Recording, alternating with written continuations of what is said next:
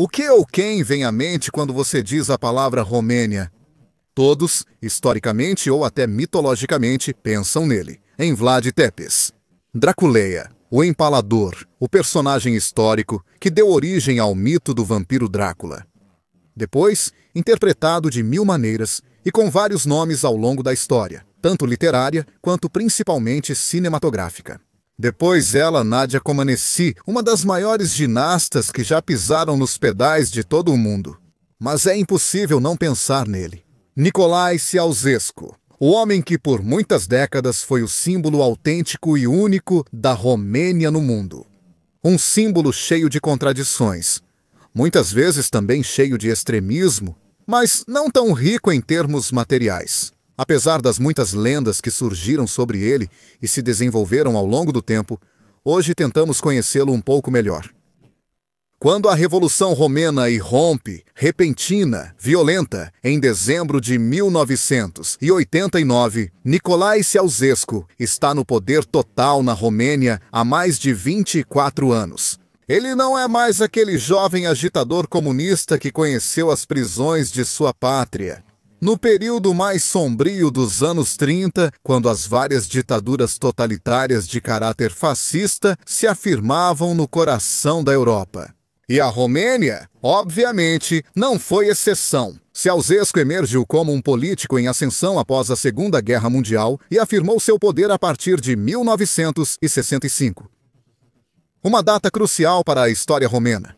Por qual motivo? Para isso, precisamos voltar um pouco no tempo.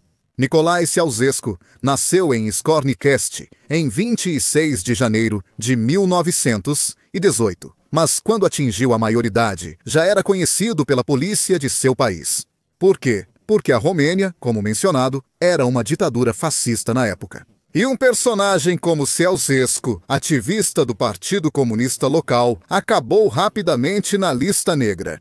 Prisões, identificações. A prisão foi justamente na prisão que a verdadeira sorte política, não apenas de Ceausescu, foi dada. Porque ele compartilhou a cela com um homem destinado a ser muito importante, Gheorghe Gheorghidei. Um nome que para muitos no Ocidente não significa nada, mas que foi o padrinho político e de certa forma também o mestre de política e governo do próprio Ceausescu. Gheorghidei, filho de um simples operário, era o chefe do Partido Comunista Romeno. Uma liderança que ele assumiu plenamente em 1944, após o fim do regime do Marechal Ion Antonescu e após a invasão da Romênia pelo Exército Vermelho. Mas, já nos anos 30, Gheorghidei era reconhecido como um líder do Partido Comunista Romeno, o Partido Comunista Romeno. Na prisão, Gheorghidei havia tomado sob sua asa protetora. Aquele jovem Ceausescu havia sido doutrinado por ele. Ele havia ensinado tudo o que sabia sobre a organização de um partido militante. E uma vez que saiu da prisão, ele não queria estar com ele. Onde no governo? Porque em 1947 a Romênia, justamente por impulso da União Soviética e também em função dos pactos de Yalta, entra definitivamente na órbita soviética. Os comunistas assumem o poder. Obviamente, o Ocidente não faz nada, porque há o acordo secreto, aquele acordo entre os três grandes que, com um traço de lápis, dividiram a Europa em esferas de influência. De um lado o Ocidente, do outro o Oriente. De um lado o mundo capitalista, o primeiro mundo, do outro o mundo socialista, o segundo mundo. O terceiro mundo virá em seguida. A Romênia não se enquadra na esfera socialista, mas Gheorghidei tem ideias particulares. Primeiramente, ele não adere à ideia de desestabilização.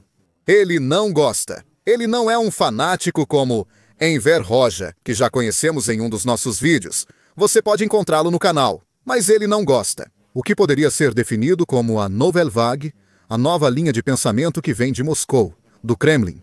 Ele também não gosta de ter que proteger as minorias. Na Transilvânia, aquela região que se tornou demasiadamente conhecida pelos boatos sobre vampiros, costumava-se dizer. Na Transilvânia, há séculos reside uma forte minoria de língua húngara. Minoria que durante a última guerra mundial obteve a proteção de Hitler e também conseguiu a reintegração na Hungria. Uma verdadeira expansão territorial após o fim da guerra e a redefinição das fronteiras. Essa minoria se encontrou novamente na Romênia, novamente subjugada a um governo romeno, e desta vez não a um governo fascista, mas a um governo comunista. Governo que não tinha nenhuma intenção de conceder os favores habituais, começando pelo ensino da língua húngara e pela proteção linguística e tradicional. Além disso, quando na Hungria, em Budapeste, estouram os protestos. Abordamos isso em outro vídeo do canal.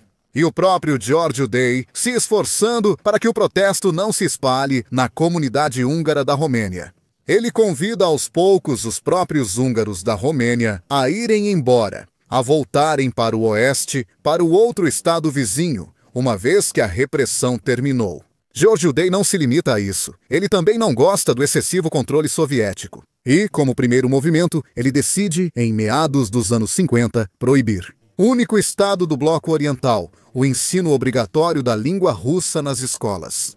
Em todos os outros estados satélites, a Polônia, a Tchecoslováquia, a Alemanha Oriental, a Hungria, a Bulgária, o russo era a segunda língua.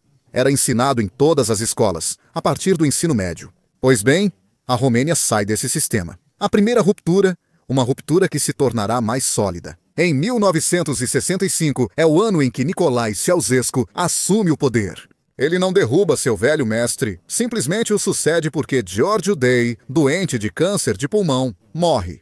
E deixa a responsabilidade do Estado para aquele ex-jovem promissor que já havia sido seu ministro da Agricultura, da Defesa, subsecretário de Estado, e que, no fundo, todos viam como seu Delfim, seu sucessor natural. E Ceausescu realmente segue a doutrina de Georg Udai, poderíamos dizer ao pé da letra. Até além, porque ele mesmo manifesta um traço típico dos ditadores comunistas da época, o famoso culto à personalidade. Sim, a Romênia permanece uma república socialista, está incluída no bloco oriental, mas a Romênia, antes de tudo, é Nicolae Ceausescu. Assim é visto no bloco oriental, assim também é visto no ocidente. É o país de Ceausescu, não é simplesmente um país satélite da União Soviética. União Soviética que, por muito tempo, tem dificuldade em tolerar a autonomia de Ceausescu, que, no entanto, tem a seu favor sucessos incontestáveis. Um desses é representado pela sua Revolução Romena, uma revolução social, agrícola, industrial, destinada a mudar de maneira determinante a face do Estado romeno. Em que consiste essa revolução? Poderíamos quase defini-la como uma cópia, ou até mesmo um pequeno prenúncio da Revolução Branca do Chá da Pérsia, Muhammad Reza Pahlavi, que também já cruzamos em algumas de nossas histórias. É uma revolução que visa principalmente transformar a sociedade, reestruturá-la, reconstruí-la. A Romênia é um estado ainda muito agrícola nos anos 60, muito baseado na agricultura e, em parte, na indústria extrativa. Não só o petróleo dos poços de Ploeste. Pois bem, Ceausescu quer transformar este estado agrícola em um estado industrializado e urbanizado. Grandes massas de camponeses são forçadas a se deslocar do campo para as cidades, para as fábricas. Mas é uma migração de ida e volta, porque no final das contas, os romenos, os rurais, sempre acabam voltando para casa, para seu próprio campo, para cultivar. Há quem parta pela manhã em direção às fábricas. À tarde volta para casa e cultiva seu próprio jardim, seu próprio campo. Ou talvez trabalhe durante a semana na fábrica, mas no fim de semana se dedica à agricultura. Eis o primeiro passo da Revolução Romena de Nicolae Ceausescu. Uma revolução que também passa pela questão demográfica, como na China maoísta, um país que é tomado como modelo por Ceausescu. Também na Romênia se aposta no aumento demográfico, atingindo de maneira dura, através de pesadas taxações. Os solteiros, homens e mulheres que não se casam ou que até os 25 anos ainda não têm filhos. E premiando, em vez disso, a natalidade difundida, a natalidade até mesmo excessiva. Pense que o limite mínimo de filhos é estabelecido em 3, depois aumentado para 4 e 5. Quem consegue atingir a marca do 10º filho é proclamada como mulher heroína socialista e desfruta de certos privilégios. Serão muito poucas as heroínas socialistas romenas que tiveram tantos filhos. Muitas mulheres, no entanto, morrerão nas mesas de operação de abortos clandestinos, porque os abortos são proibidos na Romênia, ou ficarão estéreis para sempre, ou até mesmo mutiladas. Porque não podem ter filhos. Não podem ter filhos, porque não têm como alimentá-los. não sabem como nutri-los. E este é o grande paradoxo da Romênia. Uma Romênia que persegue a prosperidade, mas no fundo é apenas uma ditadura. Não é uma Romênia do socialismo aberto ao comércio. Não é como a Iugoslávia de Tito. É um país fechado, mas que quer se tornar rico. É um paradoxo. É evidente que ninguém menciona isso a Ceausescu. Também porque, efetivamente, o controle da segurança, a polícia secreta, a polícia política organizada de maneira militar, é total. Censura da mídia, censura de qualquer voz dissidente, repressão, violência, prisão e às vezes até penas capitais. Para quem é contra, para quem não quer a ditadura, para quem ousa levantar a voz contra Nicolae Ceausescu. Ceausescu, no entanto, sabe que seu sonho, o sonho de uma Romênia diferente, uma Romênia onde o socialismo é multilateral. Usa este termo, não pode prescindir de certos diálogos. Um deles é com a Comunidade Europeia. Em 1974, Ceausescu assina um pacto que inclui seu país no sistema generalizado de preferências da comunidade. É um primeiro passo para experimentar a exportação do produto romeno, não apenas o petróleo. Depois há a questão internacional. Como mencionado, Ceausescu tem uma forte admiração pela China, que visita várias vezes.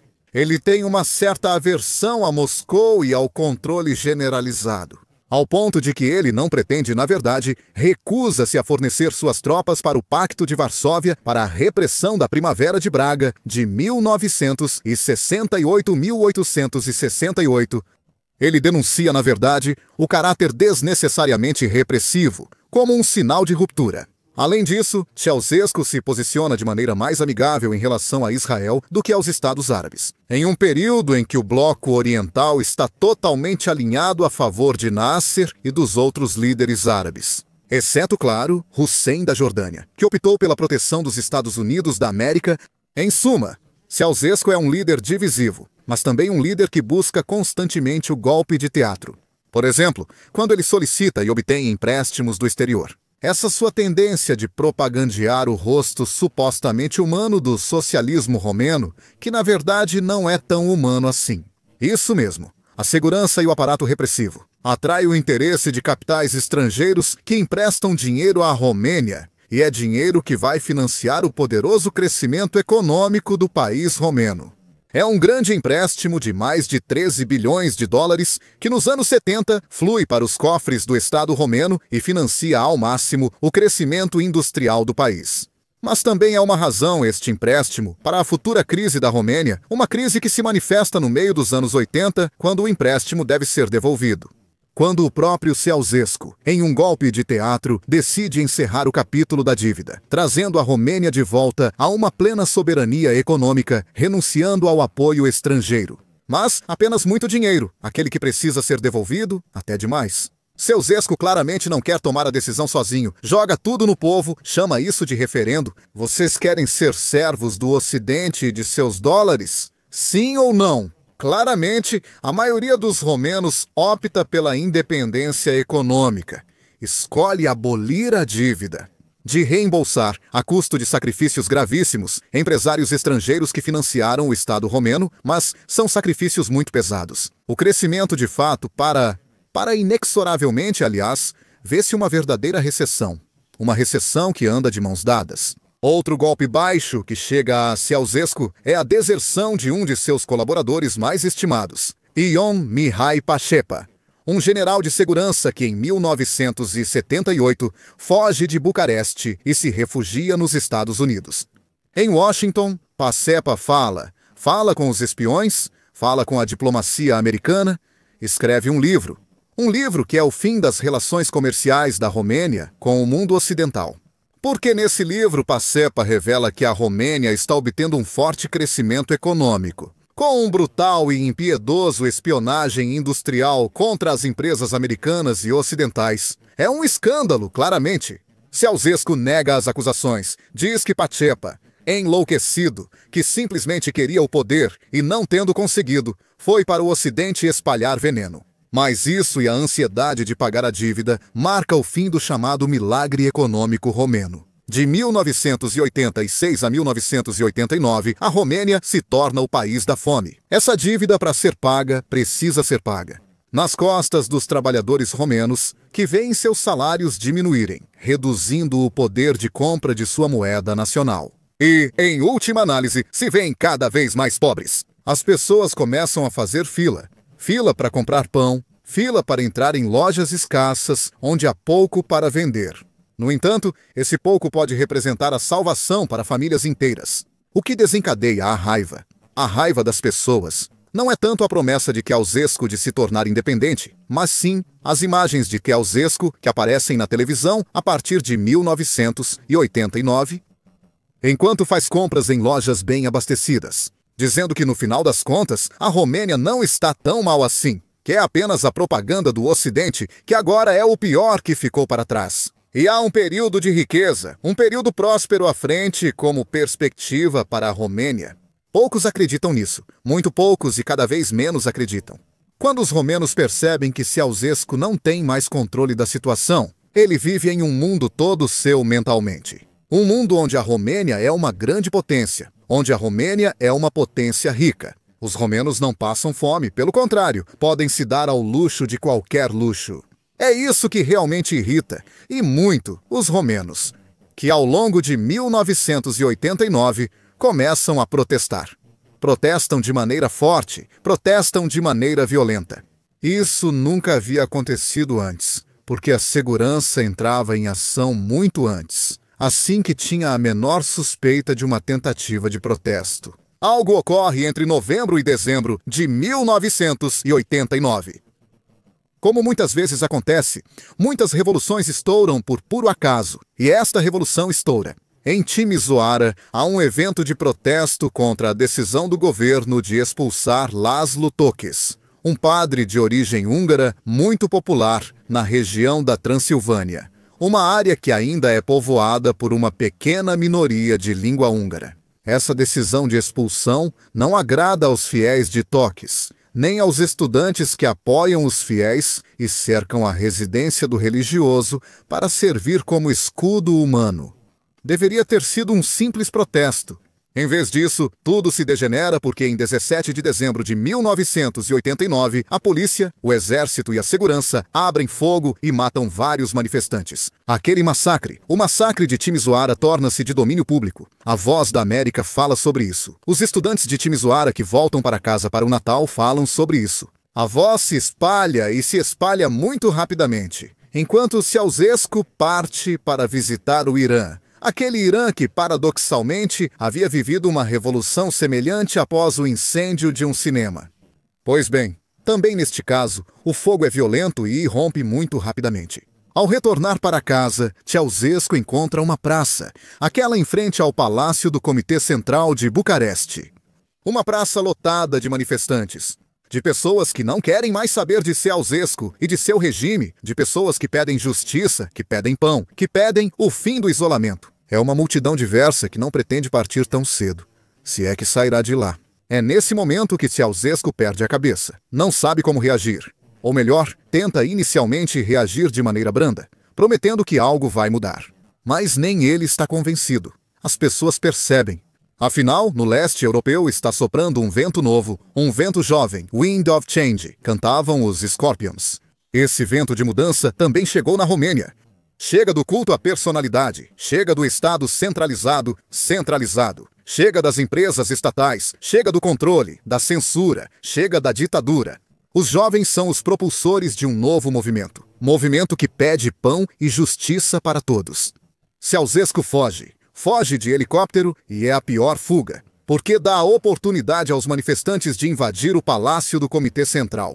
Essas cenas circulam o mundo, em toda a Romênia. O poder desmorona e desmorona de maneira estrondosa e às vezes até paradoxal. As mesmas partes do Estado, departamentos do Exército e departamentos de segurança são informados sobre tentativas de golpe e se confrontam militarmente nas ruas, nas bases militares, nos aeroportos. Uns acusam os outros de contra-revolução, de estarem a serviço do Ocidente. É um caos, uma guerra civil. Ceausescu não sabe mais como retomar o controle do Estado, não sabe mais como preservar seu próprio poder. Neste momento, também surgem teorias sobre supostas conspirações tramadas por Moscou para eliminar um ditador rebelde. Um aliado que havia quebrado os acordos dentro do bloco oriental. Verdade ou mentira, não podemos saber. Alguns estudiosos afirmam que, no final das contas, são apenas especulações. Outros analistas, ex-analistas do KGB, mostram claramente que, de fato, alguns dos chefes de segurança e alguns agentes da polícia romena estavam realmente na folha de pagamento do KGB. Mas isso não é suficiente para provar que a Revolução Romena de dezembro de 1989 foi realmente orquestrada por Moscou. Sabe-se que Ceausescu foge, primeiro de helicóptero, depois de carro. Ele se refugia em uma cidade distante da capital com a esposa Helena. Ele se refugia em Targoviste, onde pensa estar. Afinal de contas, eu garanto, mas não é assim. Não é assim porque Ceausescu conta com uma pequena escolta, quase completamente desarmada. E quando a pequena casa onde ele está é cercada por manifestantes e até alguns soldados, a guarda depõe as armas e deixa a multidão tomar o controle. Ceausescu, que é confinado não em uma prisão, mas em um transporte de tropas, um veículo blindado, aguardando um julgamento quase farsesco, muito rápido. Aqui surge outra teoria da conspiração. Teria sido um general, Victor Anastasius Stanculescu, a tramar a conspiração para depor Nicolae Ceausescu. Stanculescu teria feito isso para limpar a consciência do dever e da obrigação de ter reprimido os protestos com sangue. E para se credenciar como um homem novo, como um herói que liberta a Romênia do tirano, do ditador. O fato é que o processo dura muito pouco. O casal Ceausescu é retirado do transporte de tropas, alinhados a um muro diante de um pelotão de execução composto por 3 militares. De acordo com os relatos finais, a primeira a cair é Helena, que grita para os militares: "Vão todos para o inferno", e então morre. Ceausescu, abatido pela rajada, canta as notas do Internacional, mas também morre, abatido pelos Kalashnikov. O casal é enterrado em uma sepultura provisória, depois transladado e então enterrado novamente em outra sepultura. Mas ao redor deles, as lendas sobre a riqueza de Ceausescu, alimentadas pelas imagens na televisão, já começam a se desenvolver. Do casal que fazia compras em lojas bem abastecidas, com bens quase de luxo, e que exaltavam a alta qualidade de vida. Na Romênia, surgem favorecimentos de vilas no exterior e contas na Suíça. Até mesmo de uma residência equipada com torneiras de ouro, nunca se encontrará rastro. Apesar de, a partir de 1990, ou seja, poucos dias após o fim da Revolução e o assassinato de Ceausescu, uma comissão de inquérito tentar sondar todas as contas do Ministério das Finanças e principalmente as contas correntes da família Ceausescu. Descobrirá, na verdade, que Ceausescu ganhava pouco, como um simples empregado nos Estados Unidos. Ele guardava dinheiro para os filhos, para a universidade, para estudos no exterior. Apenas um de seus filhos, Nico, parecia muito atraído pelo demônio do dinheiro. Falou-se muito dele como um apostador inveterado, capaz de queimar grandes fortunas em Las Vegas e, em um caso, até mesmo de pagar dívidas de jogo, com cavalos que pertenceram, entre outras coisas, ao Estado romeno. Verdade ou mentira? Neste caso, os rumores sobre as supostas riquezas de Ceausescu, riquezas das quais, no entanto, não se consegue encontrar um rastro definitivo, se misturam ao longo do tempo. Mas ainda hoje se lembra de Ceausescu, além do fim ignominioso, além do culto à personalidade, além das posições às vezes em aberto contraste com Moscou. Lembra-se da história das torneiras de ouro, dos banheiros de mármore, das vilas luxuosas. Um contraponto, um contraste em relação às condições de vida muito mais miseráveis de sua população. Mas então, quem era realmente Nicolae Ceausescu? Era um filho da Romênia rural, que tentou tirar a Romênia de seu passado para conduzi-la a um futuro industrial, tecnológico. Um futuro que, no entanto, pressupunha laços com o exterior que ele mesmo não quis ter. Que pressupunha uma nova troca de tecnologias que ele nunca aprovou, preferindo, em vez disso, roubar essas tecnologias por meio de espionagem industrial. Para fazer um país crescer, é necessário se abrir de maneira clara, sem condições. Abrir as fronteiras, abrir o comércio, a troca cultural, permitir ampla liberdade de expressão.